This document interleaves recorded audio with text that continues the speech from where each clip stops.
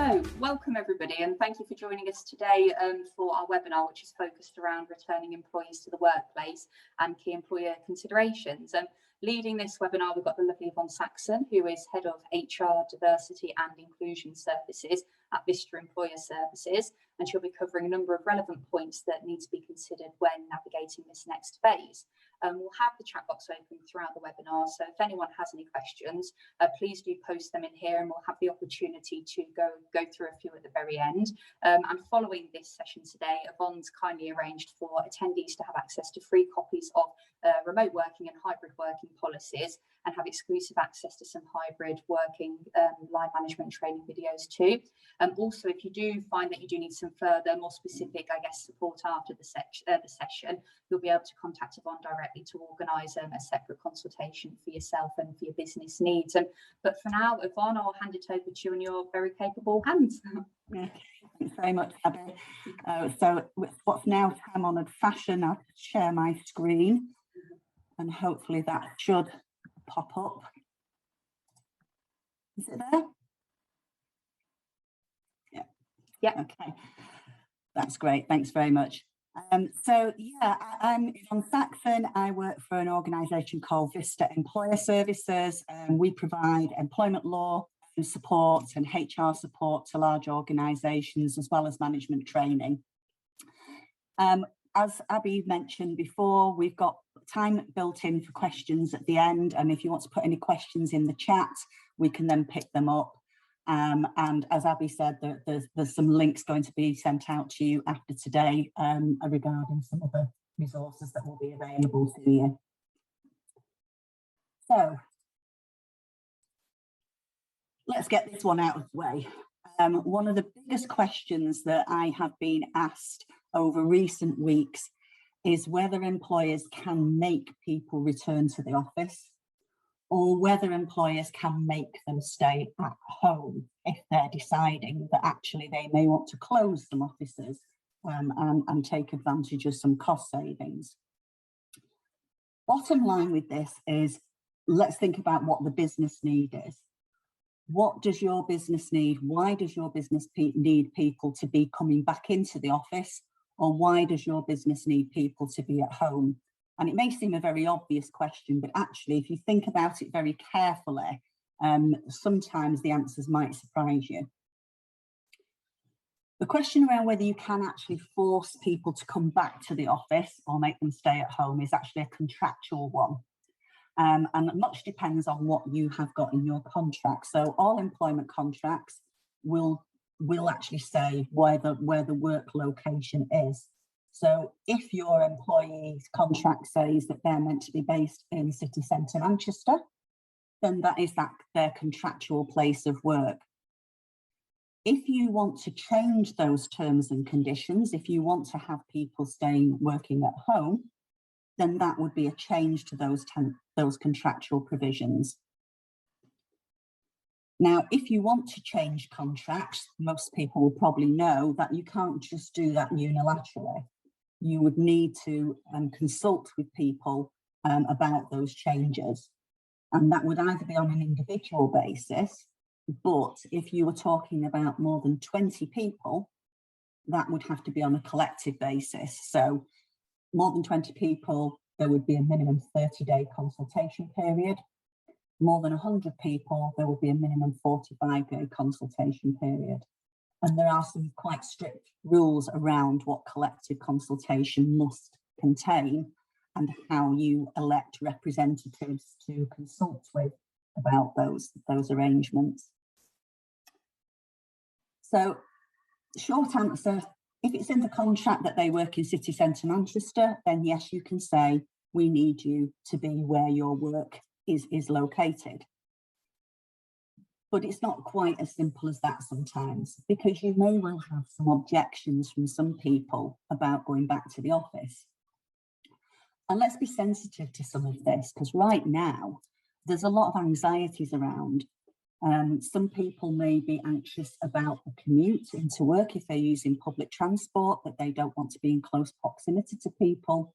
So maybe you can have discussions with people around that as to how you might be able to make arrangements for them to maybe start or finish earlier or later. That may well help them. For other people, it may well be around balancing childcare. You know, they have now got used to a particular way of working, and they're now looking at, well, actually, that's all a bit too difficult for me now. And for other people, it may just simply be that actually they're quite scared about being surrounded by people again in close proximity. So again, it's about talking to them carefully, understanding what their concerns are and trying to find ways of dealing with that. Ultimately, if you want them to come back to the office and they don't want to come back to the office, then that becomes a much more difficult situation. And if you are going to look to enforce that, then I would be minded to tell you to take advice around that, just because of the circumstances, and every circumstance is different. The other thing to be conscious of is that if people are looking to work remotely, or you're looking for them to work remotely, having it in mind whether it's the person that's a remote worker or whether it's their role that has now become remote. Because if they were to leave the organisation, would you be recruiting somebody to be working remote again or not? And that's quite an important distinction, because that deals with whether the job is located remotely or in a workplace. What I would say is I wouldn't be in a rush right now to change any contracts, whether that's for remote working or otherwise, because things are still changing, things are still evolving in this whole pandemic. And I would very much say that we're still in an experiment. We don't know what the situation is going to be in 6 to 12 months' time. So if you do make any changes right now, my advice would be to make them on a temporary basis. Let's suck it and see. Let's see how it goes, so that as things progress, you can tweak things as you need to, rather than having to go through a whole-scale change again with your contracts. And it's been quite interesting this week that Apple have hit the news, and there's been a lot of conversations about Apple telling their employees that we want you back in the office 3 days a week from September. And the Apple employees are actually pushing back quite heavily on this, and some of them are even marching with their feet. So it's interesting to keep an eye on that, and your employees will be watching that as well quite carefully, I would imagine. So when we actually get people back into the office, I'm not keen on this word. Reboarding always feels a little bit odd, but I'm going with it. There's a lot to think about. It's not just about let's open the doors and get people back in there. So one of the things that I was conscious of a short while ago was, well, what's still the same, but people might have forgotten about? People have been away from the workplace for a long time. It's what, 15 months now? And so even simple things like, you know, what's the number on the door keypad? People might forget. So it's good to put something together with this information to remind them again of some of these things, even though it might seem obvious. Then it's worth having to think about what's different. What have you put into place in your workplace that is now going to be very different from what people have experienced before? It may well be how you've configured the office. It may well be the processes that you use in terms of how you're going to work as well. So be mindful of that and try and you know, think about these things before they arise, before they become a difficulty for people. The other thing, obviously, these days is safety, thinking about that safety element. Lots of people, if they've been working from home, they've just been used to walking around their home and doing whatever they do. But when they're back in the office, you may well have requirements for them to put a mask on and wear it when they're moving around the office. And that will be something that will be unusual for people to do. So it's important that you take them through that. And then something about habits. Prior to all of this happening, you know, we all used to get up in the morning, we'd go and make a cup of tea, we'd go and have a shower, we'd feed the cats, we'd go and get dressed, we'd pack our bag for the day, go out the door, get on the train or get on the bus or get in the car and make our way to work. And that was our habit every single morning. If people have been working from home all this time, they're out of that habit now. And so don't be surprised that if they are coming back into the workplace, some people may find themselves being a bit late for work here and there, just because they've underestimated the time it's going to take them. So that's something worth thinking about. You may want to look at a phased return, bringing people back gradually, so that, you know, you've either not got too many people coming back at the same time, or just enabling people to come back at a pace. When people have been off work, long-term sick or on maternity leave, for example, we often do a phased return just to kind of get them back into things again. And that might be worth trying if people have been working from home. I've also mentioned retraining on here because it may well be that you're looking to do things differently, or you have been doing some things differently that not everybody will be aware of. So it's worth putting that on your map as well, particularly that for anyone who has been furloughed and has been totally out of the mix for such a long time. And then there's the subject that most people don't really want to talk about, and that's empty chairs. In many organisations, there will be people who will not be able to return to the workplace either now or any time in the future. And whilst their colleagues will probably be aware of these situations, it's very different being aware of it when you're distanced from it than when you get back into the workplace and you see the empty chairs.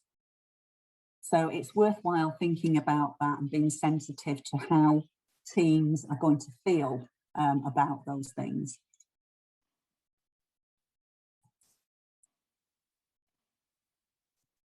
Now, we mentioned before about whether people can be forced back into the workplace, and there may well be people that don't want that, and we'll see that their alternative then will be to make a request for flexible working. And I should add that flexible working isn't just about the location of work. Flexible working requests can be about wanting to change times of work or wanting compressed hours. And it may well be that in your organisation, there are some people that can work from home and you'd be happy to do flexibility for them to work from home. But what about those whose jobs can't be done from home?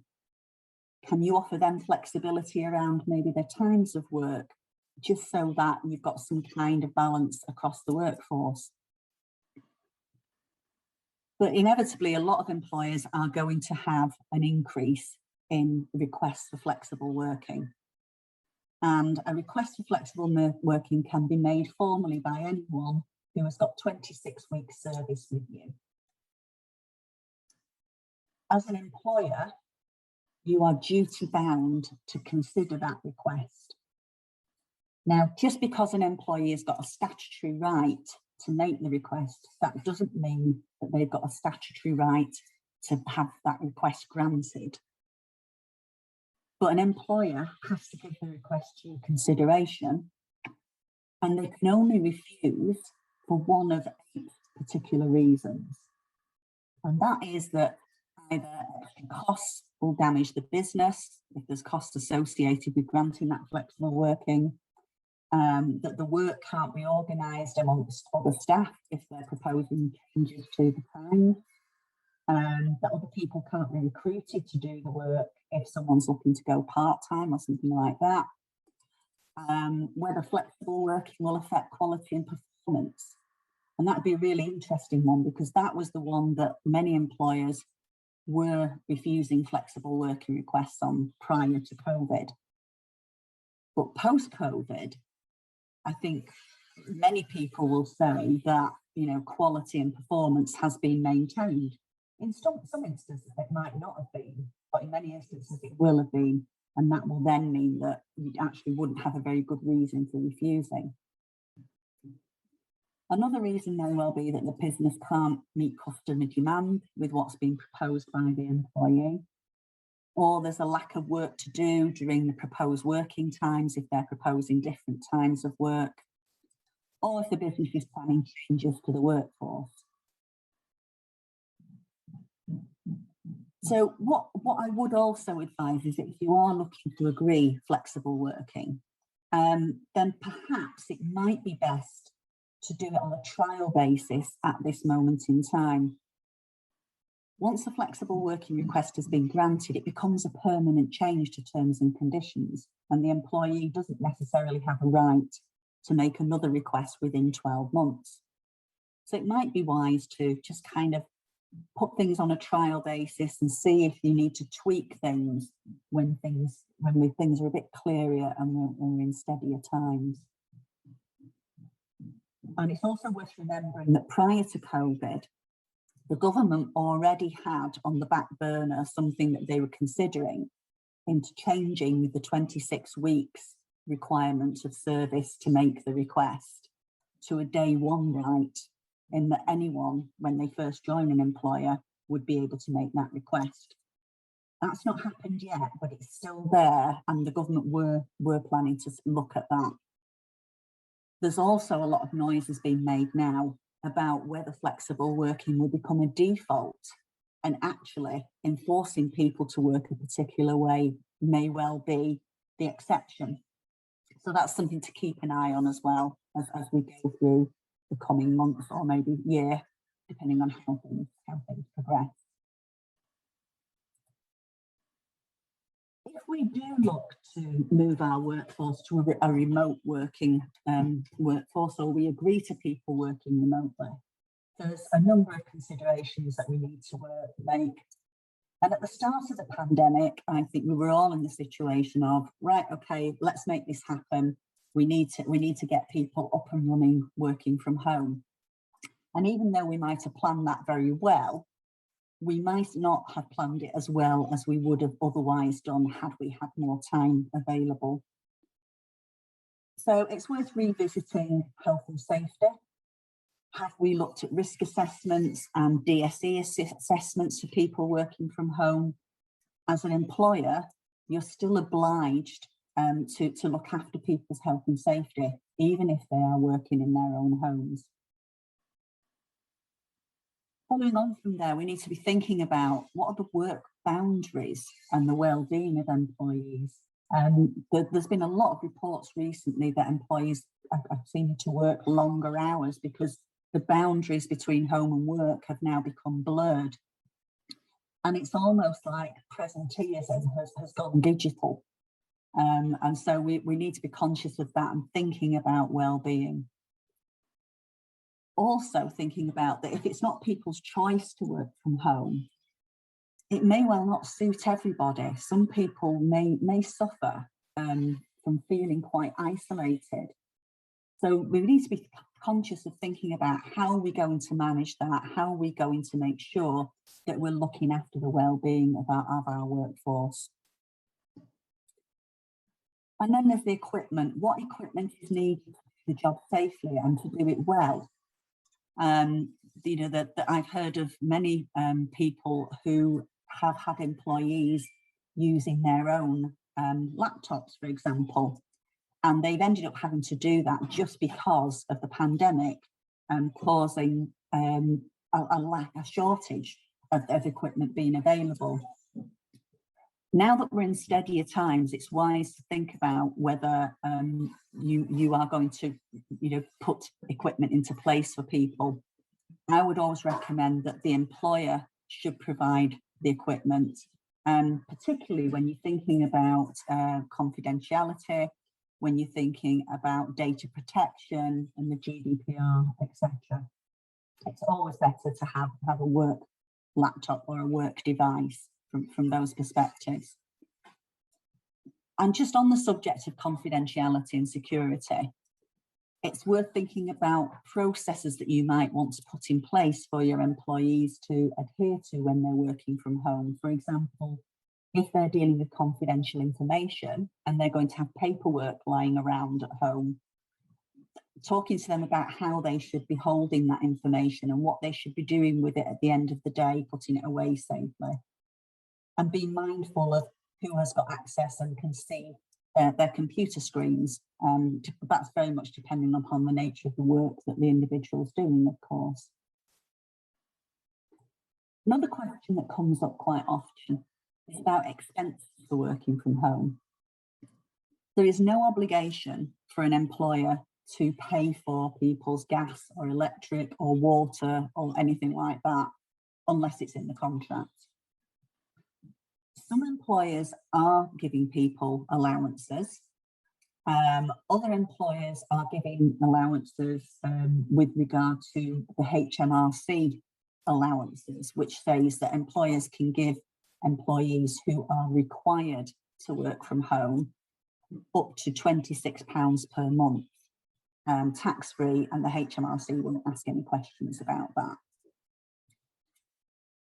If an employer is not going to do that, an employee can make a claim for an increase in their personal allowance from HMRC.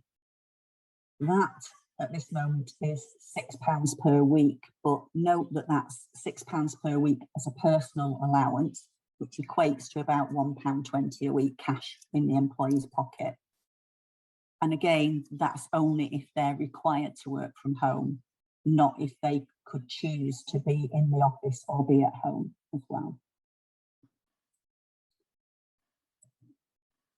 Many employers have kind of just got through the past 15 months, but we might need to start thinking about, well, if we've got remote working that's ongoing, how are we going to manage performance? How are we going to manage underperformance? Processes may be similar as to what you would have done when you were in the workplace, but the ways in which you might go about it will be quite different, and so you probably need to give some thought to that. Similarly, with training and mentoring, yes, we have formal training that takes place in the workplace, but we often forget about the informal stuff that goes on, particularly when you've got a new starter or you have a trainee who's very early in their career. And what often happens with them, alongside their structured training, there's often this, what I call learning by osmosis, where people are listening and overhearing things that are taking place. They're hearing conversations, they're observing things that are going on, just as part and parcel of the day-to-day. And they're going to miss that. So what kind of things are you going to put in place to plug that gap? Similarly, although some organisations will have formal mentoring programs, there are often informal mentoring arrangements that are taking place that people aren't even that conscious of. So what are you going to do about how people look up to other people, or how people look after other people? Collaboration is a word that's been talked about an awful lot with regard to remote working. And yes, collaboration can take place over a screen, but it does have its limitations. So if you've got people who are working remotely, what kind of things are you going to do to get effective collaboration going forwards? Are you going to put some things into place where they might actually meet on a regular basis to come together and take advantage of that, what you get when you get people in a room together? And communication. When people are working remotely, how are you going to make sure that you're communicating consistently and timely and in the right way for individuals? And finally, on remote working, another question that's arisen quite often recently is about how remote working is. A number of employees are coming forward to some of our clients and saying, well, actually, I've got a house out in Spain And seeing as I'm going to be working remotely, I'd like to carry on working from there. And on the face of it, it may well seem like, well, if they're working remotely, does it matter where they are? Well, it might do. Because once somebody's out there in Spain working remotely, and say, for example, you have said, well, we need you to come back to the UK for certain meetings or collaborative events or things like that, what happens if they can't get back? What happens if Spain's gone into lockdown again? So you need to think about those things. But bigger than that is actually the employment contract and what effects that can have there. There are tax implications, and that will vary depending upon the country that the employee is based in, and you'll need to take advice on that. But also, even if someone's on a UK contract and you believe, well, you know, that's governed by UK employment legislation, well, technically it is. But that could get overridden by any statutory employment legislation that there may be in the country that they're residing in. And that can cause all sorts of issues. So you'd be very wise to take advice on that if you are considering doing that. Moving on now to the hybrid model. So much talk has been taking place about the hybrid model. And hybrid working is very much around whether you've got a hybrid team. So that may well be that you've got some people who work in the office all the time and some people that work from home all the time. Or you may have hybrid workers, where those are people that are spending part of their time in the office and part of their time at home. And I like the turn of phrase that Nationwide Building Society used the other week when they said that they were going to have all of their office-based staff working in a hybrid way. And the way that they've expressed it is they said, well, you need to locate for your day. So be in the office or be at home, whatever's most appropriate for what you're actually working on that day. The other thing to think about with a hybrid model is whether that changes people's jobs in any way. Now, it may be a change in the job to work in a different way, but what about whether it may be a change of job? And what I'm thinking of here really is very much about line managers. For some of them, having to manage a hybrid team is going to draw upon skills that they may not already have. It's going to involve doing things in a very different way. So if you map out how your line managers are now having to work to manage hybrid teams, to manage hybrid workers, it may actually mean that their job is very different to what it was prior to the pandemic. And then that leads us into thinking about, well, what's our management capability of dealing with that very different job? Have we trained managers sufficiently? Do we need to look at upskilling our line managers to be able to work with that kind of working model? And let's also be conscious of our line managers' well-being, because whilst everyone's talking a lot about the employees' well-being and line managers' responsibilities in looking after employee well-being, we need to be conscious of the line manager's well-being as well. And that if they're trying to juggle a lot more than they did prior to the pandemic, then what can we do to help them to do that and look after their well-being? A hybrid model also brings its own challenges around inclusion. How do we make sure that everyone feels included in the same way? If some people are in the office, some people are at home, and some people are moving between the two. So we need to put a lot more focus on how we deal with inclusion. And also with development and promotion.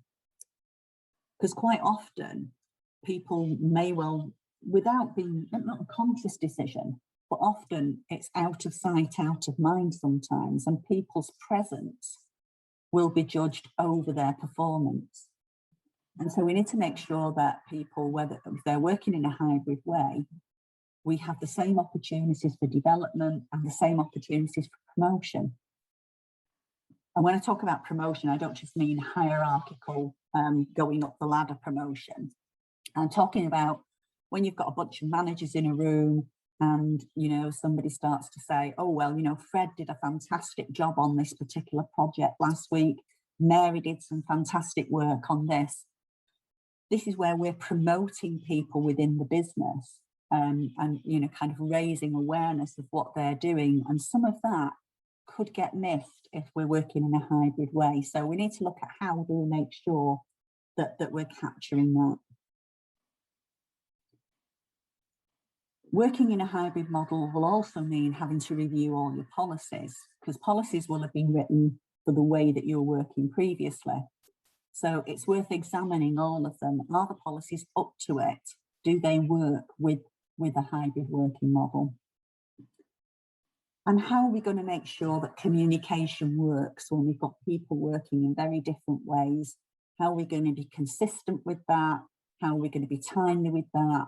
And how are we going to be fair with people and make sure that people feel that there is a fairness and consistency across the piece?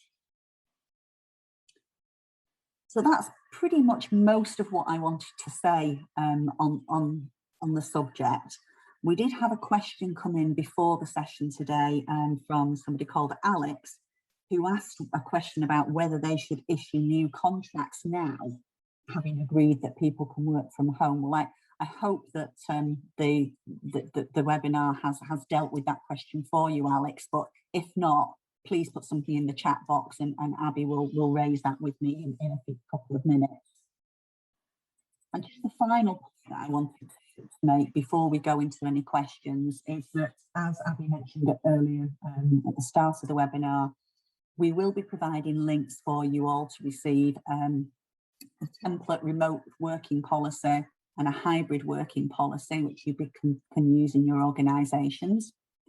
And also we will provide 2 weeks of free access to line manager hybrid working videos. And once you've had a look at those videos, if you'd like to look at any of the other training video suites that we have, then, you know, just get in touch with me. I'm happy to arrange something like that. And finally, if you have a question that we don't get answered today and that you would like to talk to an employment lawyer about specifically, then we're going to make available to you a free 15-minute conversation with one of Vista's employment lawyers.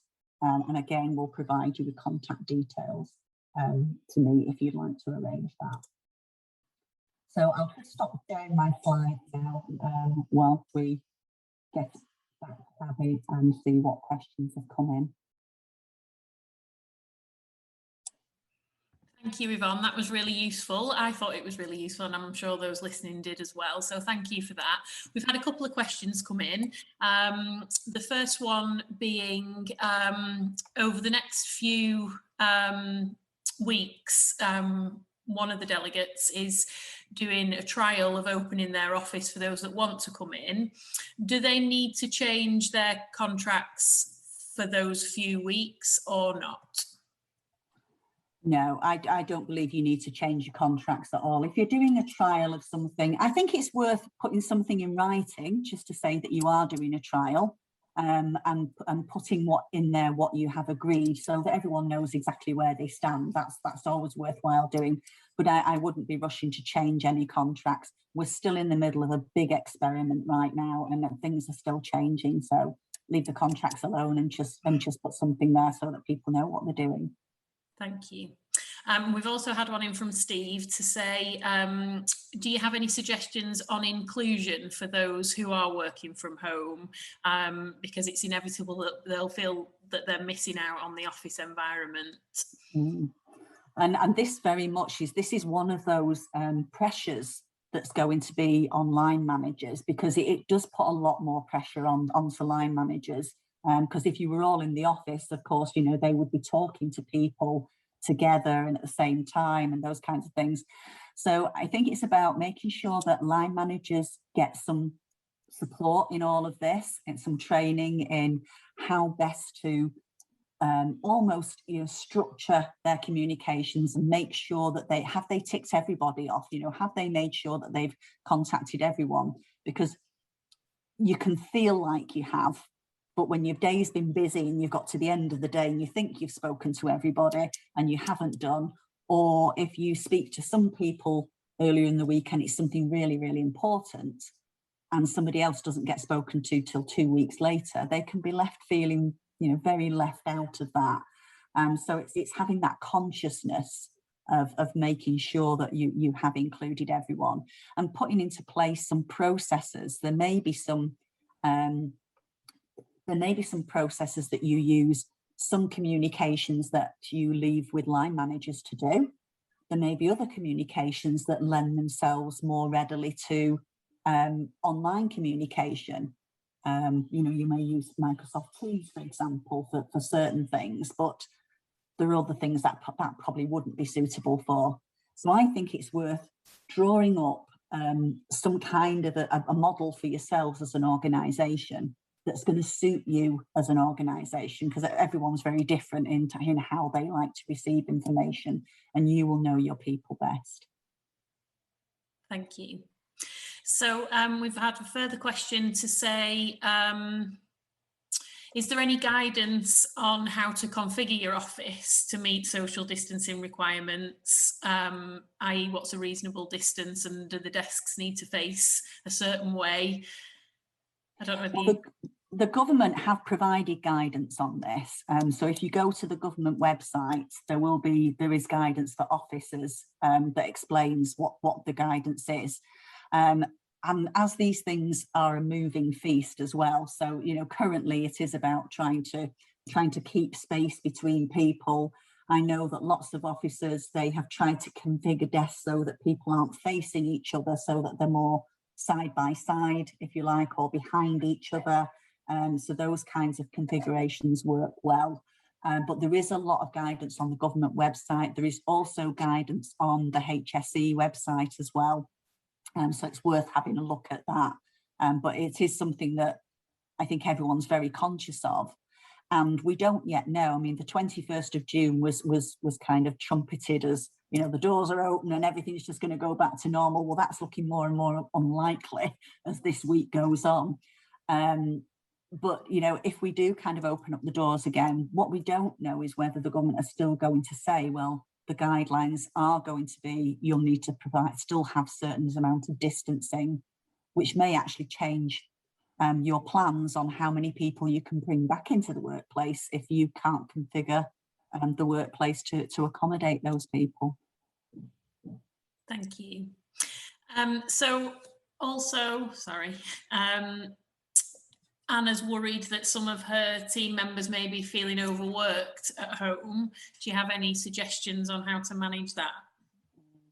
And this is coming through an awful lot. And I think it's important to try and understand why are people overworking, because one element could be, I don't know whether anyone remembers, a couple of months back, Boris Johnson was talking about, let's get everyone back to the offices. Come on, you know, you've all had enough days off now. And just in that very sentence, you know, that kind of gave the message that there's a lot of people think, oh, you know, if you're working from home, it's a bit of a skive. And that's kind of got under people's skin. And so people feel like, oh, you know, I'm probably being seen to be skiving a bit, so I better do some extra to make sure that people don't think that that's the case. So you could have that going on. So if you've got that, it's really, really important to send that message to people that we do not expect you to do this. The other thing is about line managers having good quality conversations with individuals and trying to explore with them, you know, I noticed that you were working quite late the other night. I saw an email from you at X time. And exploring why that might be, because for some people it might well be that they downed tools, gave the kids the tea and what have you, and then just went back to doing some work later on because that suited them. But in other cases, if it's just that people just can't seem to break themselves off from work, then I think the line manager needs to have some conversations with them about that. And I've just seen something pop up that someone said that some people just don't seem to be able to break off from work because they don't seem to have anything else in their life, I think is what I was reading there from that. And that's quite possible, because in these times, you know, people haven't been able to go and socialise. They've not been able to do hobbies. There are a lot of people who live alone or don't have support networks outside of work, and they rely quite heavily on the workplace for their social lives. And so if they haven't got that, sometimes they may well just be inclined to go, well, you know, I'll just carry on working because I've got nothing else more exciting to do. And again, I think that's a really sensitive conversation for a line manager to have with individuals. And it may well be, as a work place, that you could share resources about these kinds of things. There's lots of stuff out there on the internet of, you know, well-being for employees to take care of themselves and things that they should be conscious of around overworking and stuff like that. There's tons of stuff out there. It's brilliant stuff. And if you could share that, maybe, you know, on your intranet, on Microsoft Teams, things like that, you know, that's another helpful thing that might help for individuals. Great, thank you. So I'm going to read this one out. This is from Alex. I'll read it out verbatim.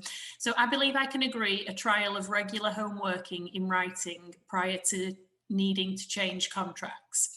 Once the trial has been concluded, if it is successful, do I need to update the contracts, or is it sufficient to keep a written agreement of home working and the details related to this on their file?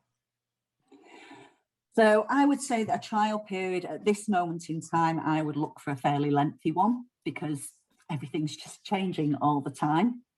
But ultimately, if your aim is that someone is going to be a home worker forever, then you are going to end up changing the contract, because even if you've just got a written agreement, eventually, if that person's been sat working at home for 2 years as a result of something that you've agreed, not just because the pandemic's meant that they've had to for a bit, then it's almost become an implied contract because it's happened for so long, and that's what you agreed to do.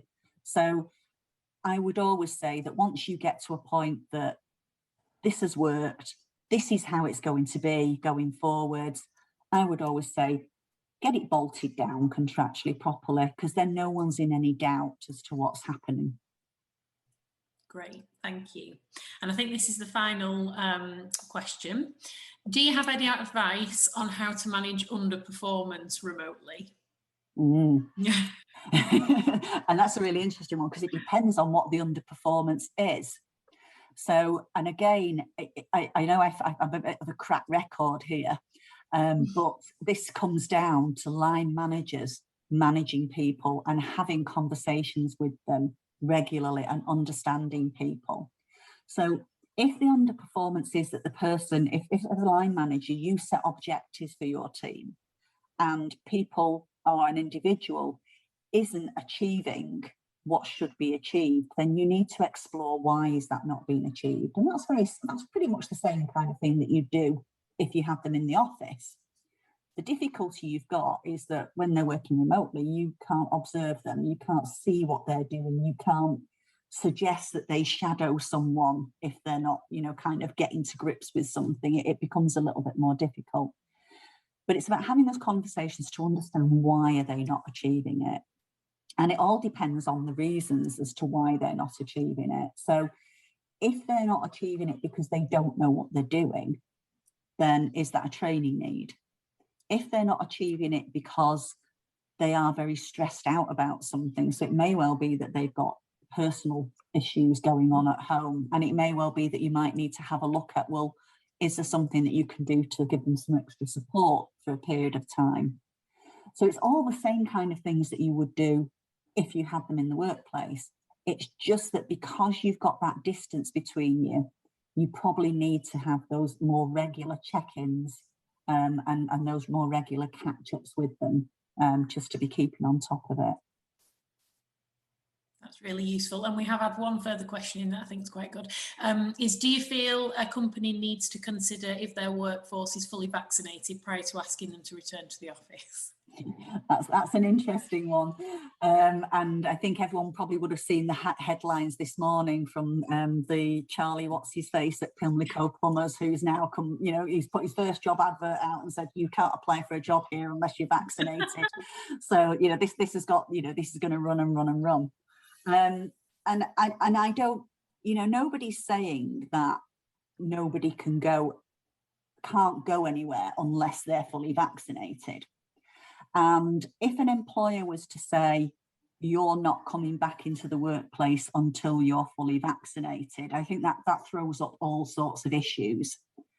First of all, how are you going to ask people whether they've been vaccinated or not?